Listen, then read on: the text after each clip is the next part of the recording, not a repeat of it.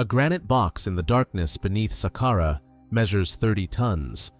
Its interior walls meet at perfect right angles, polished to optical flatness, accurate to 0.02 of an inch across surfaces larger than a dining table.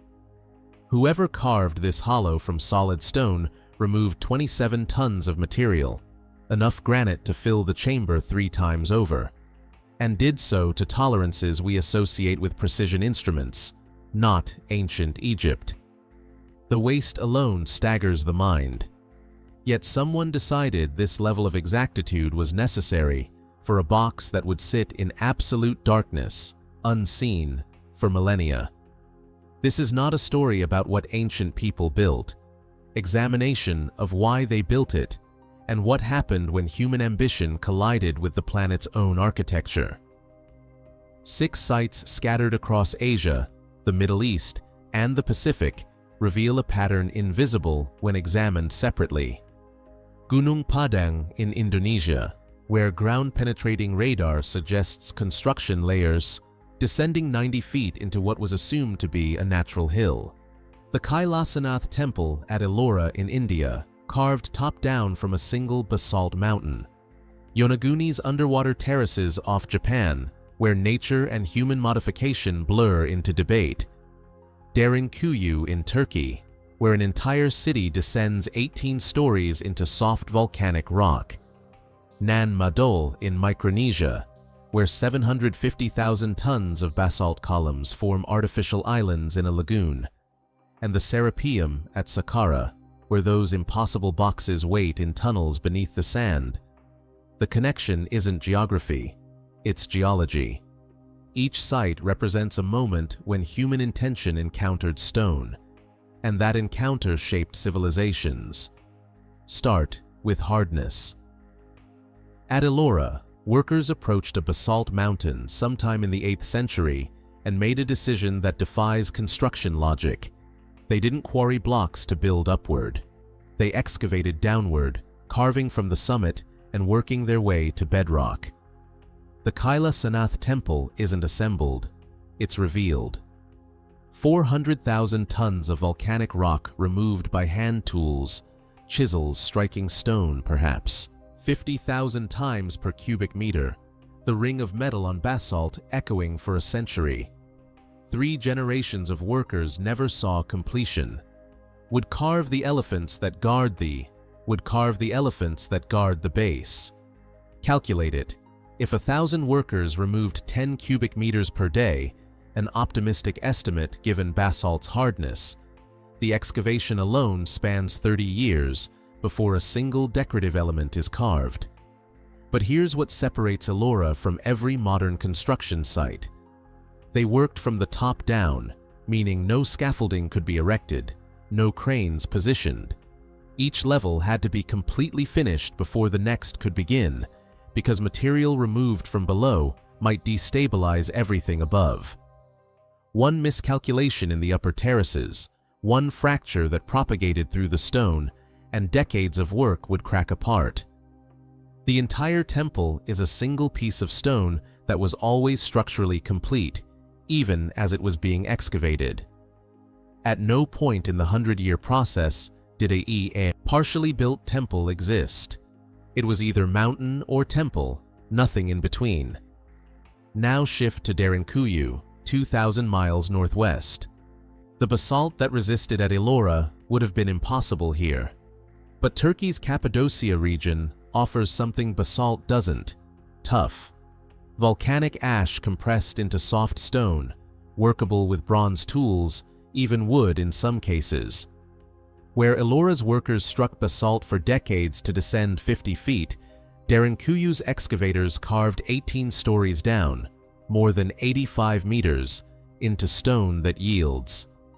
The city housed 20,000 people, not soldiers in a garrison, people, families with livestock, food stores, wineries. On the 5th level, stone pressing beds squeeze grapes in chambers that maintain perfect fermentation temperature year-round. On the 7th level, cruciform churches indicate worship continued below ground. Stables with feeding troughs suggest cattle lived their entire lives without seeing sky. And the ventilation shafts, 52 of them identified so far, descend from surface to bottom level without deviation, drilled through 85 meters of tuff with precision that suggests surveying techniques we still don't fully understand. The rolling stone doors present their own puzzle. Circular wheels of solid rock, some weighing 500 kilograms, balanced so perfectly that a child can roll them closed, but designed to lock only from inside. The message is clear. This wasn't a mine or a storage facility. This was a refuge, designed so that inhabitants could seal themselves in, not keep others out, but make invasion so costly that surface attackers would abandon the attempt. Soft stone enabled speed and scale impossible at Ellora, but it created vulnerability. Tough absorbs water, crumbles with vibration, collapses under its own weight if chambers grow too large. The architects worked within constraints opposite to those at Ellora. At Derinkuyu, the stone forgave mistakes but imposed size limits. At Ellora, the stone permitted massive spans but punished errors with catastrophic fracture. Geography isn't backdrop, it's co-author. 3,000 miles east, 15 meters beneath the Pacific off Yonaguni Island, sandstone terraces descend in a formation that has sparked 40 years of argument. Right angles, parallel edges, tool marks, or are they? Sandstone fractures along planes of weakness, sometimes creating geometry that mimics human cutting. But sandstone also erodes in flowing curves under current, rounded edges, organic chaos. Yonaguni shows both.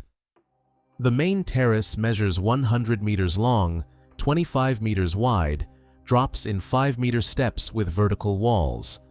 A single column of stone rises from the formation's base, left standing when surrounding material was, what? Quarried away? Eroded by current? The column is 3 meters across, 7 meters tall, and its existence requires either human intention or geological coincidence so specific it borders on miraculous. Here's the forensic problem. We've built our entire archaeological framework on recognizing human modification of natural stone. But that framework assumes land sites, where wind and water erosion work slowly, predictably. Underwater, currents generate pressures and abrasion patterns we're still mapping. The debate itself is the revelation. We've become so accustomed to definitive answers in archaeology, carbon dating, stratigraphy, tool mark analysis, that a site which resists classification exposes our assumptions. Yonaguni refuses the binary. If it's natural, it suggests geological processes can create apparent intentionality. If it's artificial, it represents construction techniques abandoned mid-project, then drowned when sea levels rose after the last ice age. Cross the Pacific to Nan Madol, where no one debates whether basalt columns form naturally. They don't. Columnar basalt crystallizes in hexagonal forms when lava cools slowly, but it doesn't stack itself into walls, doesn't arrange into rectangular enclosures spanning 11 square kilometers of lagoon. 92 artificial islands constructed from 750,000 tons of basalt, quarried from Temwen Island's opposite side, transported across water without wheels, metal tools, or draft animals. The arithmetic becomes brutal. Average column weight, 5 tons. Total columns, approximately 150,000. If a crew of 1,000 workers transported 1 column per day, the labor spans 400 years, and that's only transport, not quarrying, not placement, not the construction of seawalls that still stand after 7 centuries of tidal erosion. But here's what's missing: evidence of the workforce. No mass graves, no pottery middens scaled to feed thousands, no infrastructure for housing a labor force this size. Nan Madol's main island shows residential structures for perhaps 1,000 people, ruling elite, priests, administrators, not laborers, which suggests a model invisible in most archaeological analysis: periodic mass mobilization. Populations arriving seasonally, working in coordinated bursts, then dispersing. Pacific Island societies operated on reciprocal labor systems where communities exchanged work obligations across generations. You help build my fish pond this year. My children help your children raise a seawall in 20 years. If Nan Madol's construction spanned 4 centuries using this model, the site becomes a physical record of social contracts, obligations literally set in stone and sea. The tidal engineering reveals intention beyond monument building. Channels between islands accelerate current during tide changes, funneling fish into stone-walled enclosures. Architecture as trap-making. The whole complex functions as a massive aquaculture system, generating food resources that could sustain the population indicated by residential remains. This wasn't a temple city supported by distant agriculture. It was a machine for extracting protein from ocean, built from the same basalt it used to catch fish. Now descend to Gunnung Padang, where every assumption about construction timelines faces challenge. What appears to be a terraced hillside in West Java reveals, under ground-penetrating radar, columnar structures buried 90 feet deep. Megalithic stones arranged in layers, with soil and organic material between them, allowing radiocarbon dating. And the dates return impossible numbers: 15,000 years for the deepest layers, 10,000 for mid-levels, 2,000 for surface structures. If confirmed, and mainstream archaeology vigorously contests these findings, Gunnung Padang isn't a monument. It's a conversation across 500 generations. Each era didn't demolish previous work. They entombed it, building atop predecessors in an architectural dialogue spanning the entire breadth of human civilization from Ice Age to present. The geopolymer cement found in core samples from deep layers adds another dimension to the controversy. Chemical analysis suggests sophisticated binding agents, materials that shouldn't exist in cultures we've categorized as pre-agricultural. The standard model places advanced cement technology in Roman times, maybe earlier in some Near Eastern cultures. Gunnung Padang's deep samples, if the dating holds, push that back 10,000 years.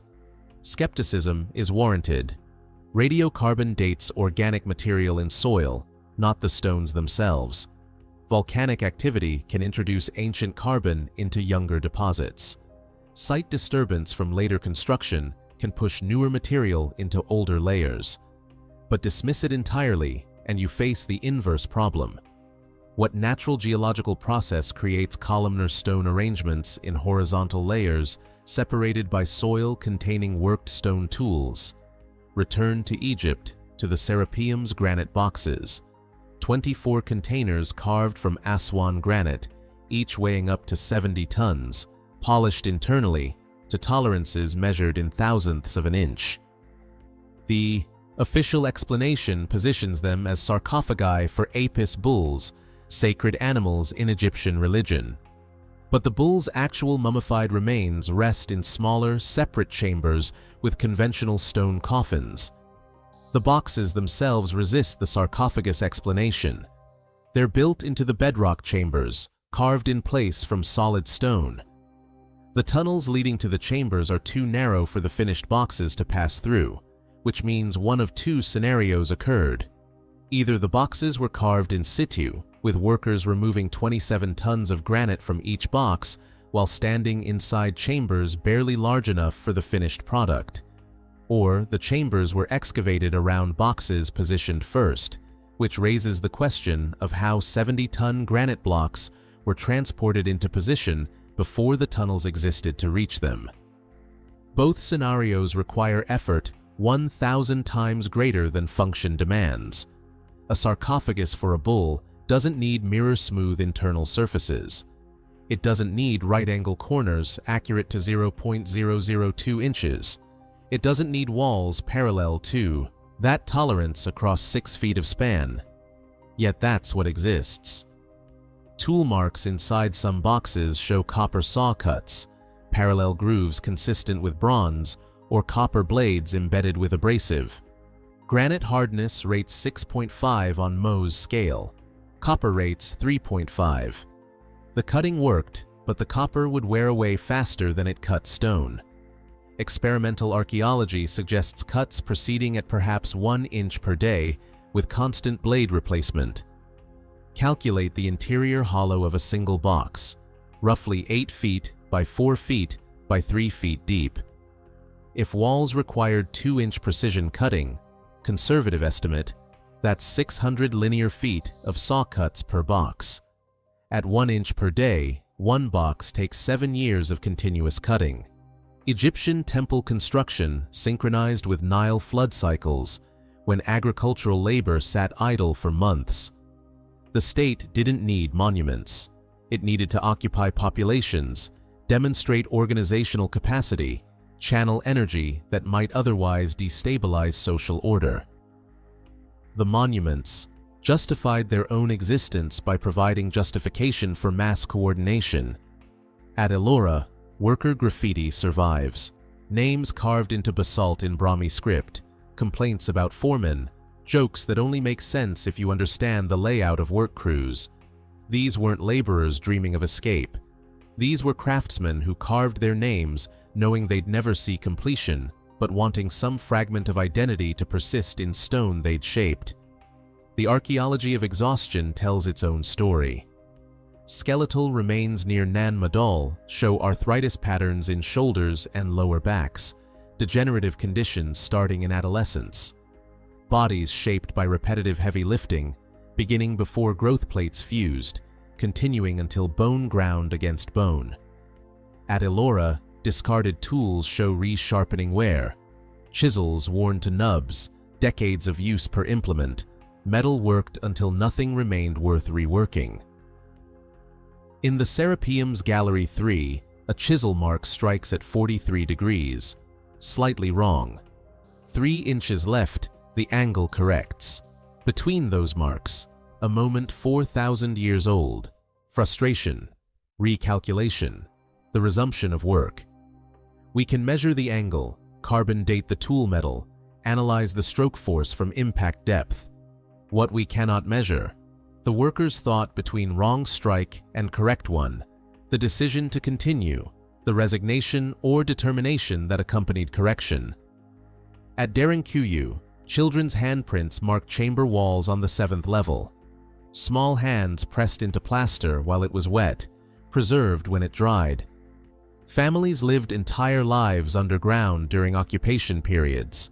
Children grew from infancy to adulthood in chambers lit by oil lamps, playing in tunnels that existed as refuge from surface threats we can only infer from archaeological silence. The unfinished reveals as much as completion. Kailasanath's upper levels show rougher work, either fatigue or generational skill loss, as master craftsmen passed on and apprentices struggled to match technique. At Yonaguni, if the terraces are artificial, tool marks stop mid-cut, abandonment frozen in stone. Did sea level rise force evacuation? Did the culture collapse before completion? The stone remembers. Interruption. We don't. Gunnung Padang presents inverted progression. The deepest, oldest layers show the most sophisticated work. Middle layers appear less refined. Surface layers, most recent, use simpler construction. This challenges every model of linear civilizational progress. We expect crude beginnings refined over time. Gunnung Padang suggests sophisticated origins degraded across millennia, each generation building atop but not matching predecessors. We're surrounded by evidence of what was attempted. Finished work survives. Failures decompose into landscape. And we, thousands of years later, stand in the ruins arguing about intent, projecting our own obsessions onto their endurance. The stone doesn't care what we think. It just waits for the next hand that believes it knows what should be done.